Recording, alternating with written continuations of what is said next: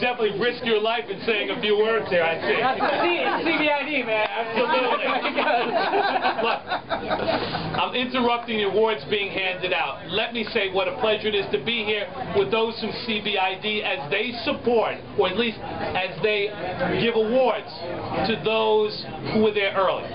Brooklyn for Barack, those who were there early, who stood up, who helped to lead the way.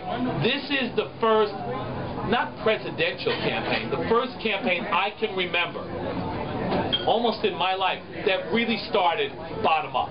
This started in around coffee tables. This started in the streets. This started with people saying, yes, we can. And standing together, one after another, and tapping their neighbors on the shoulders and saying, send in not $1,000, send in $5, send in $10, and it grew from there. And it became a tidal wave that swept this country. You know, it's funny, there's some text messages that I've saved back and forth. No, not from the Barack people. You can drown the text messages from the Obama people and from friends, you know, who were involved in that. But from my daughter, who election night, as the results were coming in and we were texting each other back and forth.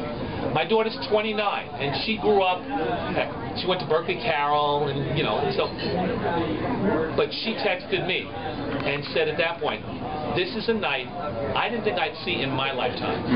Now, she's 29.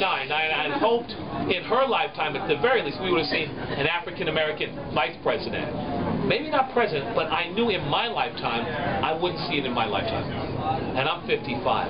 And my father, who was 84, and I've mentioned it a couple of times because it shows you how far things have come. My dad, who remembers a segregated army in World War II, and he talked about it this year for the first time, because as he watched Barack Obama win the Iowa caucus, he and I talked the next day, and he said to me, I remember coming back into Washington, D.C., and having to eat in a segregated mess hall, while the German prisoners of war could eat in the regular mess hall. Oh my God. In Washington, D.C., the nation's capital. And as he pointed out to me at that point, because as I said, my father's really, he's 84, but he's working every day. He had indicated, as he remembers, that now the comparison, thank you, Councilperson, that you may have a commander-in-chief of the armed forces, of that formerly segregated armed forces, will be African-American. It has been an amazing year. It is a year that has restored my faith, that has restored the faith of people around the world. And to those of you who were there early on a Brooklyn level, thank you.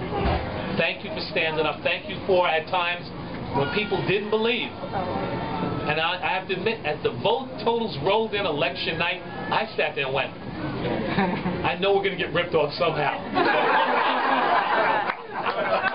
And we didn't. And we didn't. So let me just say thank you. Thank you for what you did. Cbid, you have always been there as a real rock in reform politics for decades.